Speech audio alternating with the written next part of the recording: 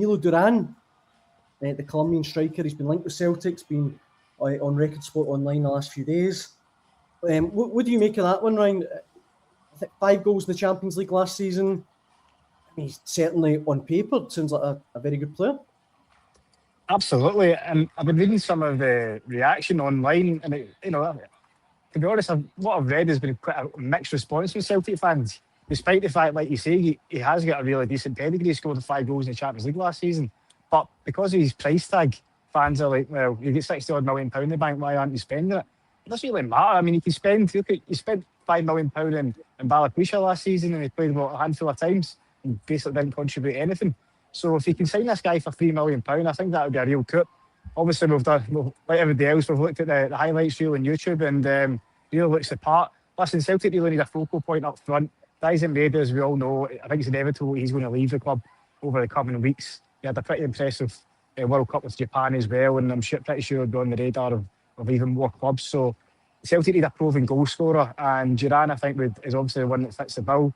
Kind of sources in Colombia are saying that he has already agreed terms with Celtic. It's just a case of the club's thrashing out a deal which is believed to be in the region of £3 million. So, you'd expect Martin O'Neill hope to get that one tied up pretty quickly. And, I think he'll be one of at least a couple of centre forwards that will come into the club.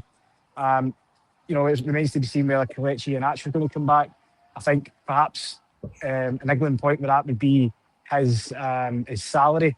He's not going to come for cheap. He obviously contributed hugely towards the end of the season, and the business end of the season. Yes, he had his injury problems, but I think if you ask most Celtic fans, they would love to have him back.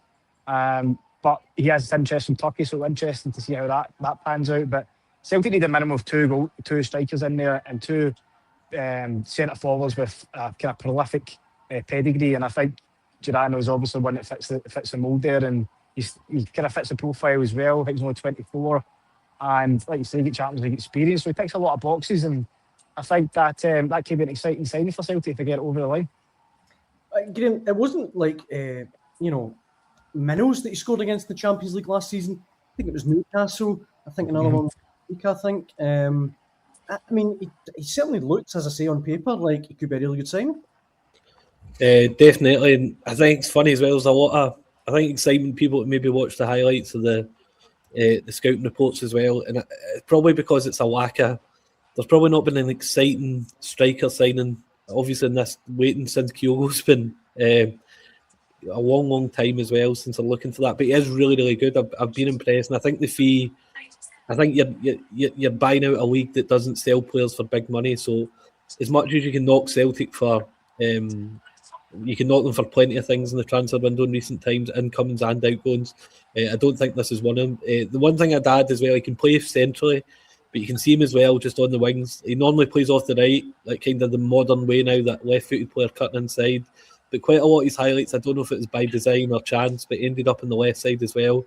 What you quite like is when he ends up out there, what does a good left footer do? He just takes one touch and crosses it in the box as well. He doesn't get too fancy with it. But one of these players that probably undervalued, had to go from Colombia to Portugal, make his name, taking a bit of a gamble. But Karabakh, to be fair, have been they've been pretty good recruiters, as you would need to be kind of knocking on the door of the Champions League over the last 10 years, making the group stage, actually getting out as well. They made the knockouts. Like it's a proper achievement. And he looks an exciting player. He looks the type of player who, how I think the South American element of it here, or North American in this case, but Araujo last season, just someone with a bit of devilment that's got the ability to kind of rise to playing for Celtic. I think you see a lot of badge kissing and maybe jumping into the stands, just that type of X factor element. But he looks like a proper player. I don't think he is a 25-30 goal player. I think his values a kind of a player who can play in multiple positions. You could imagine actually he'd be the type of player, when maybe Celtic mix it up in the Champions League, he'd maybe play wide domestically and go through the middle in Europe if that was an option. Almost like a Samaras role. Exactly. He's got that kind of versatility. He's definitely, and I think good Celtic strikers do. Maeda's had that, hasn't he? He's played all over the place. So, and so that I think there's a real excitement there. But if it's a deal that gets done, is exactly the type of player that Celtic need, and he's not the only one, but it would be a good start.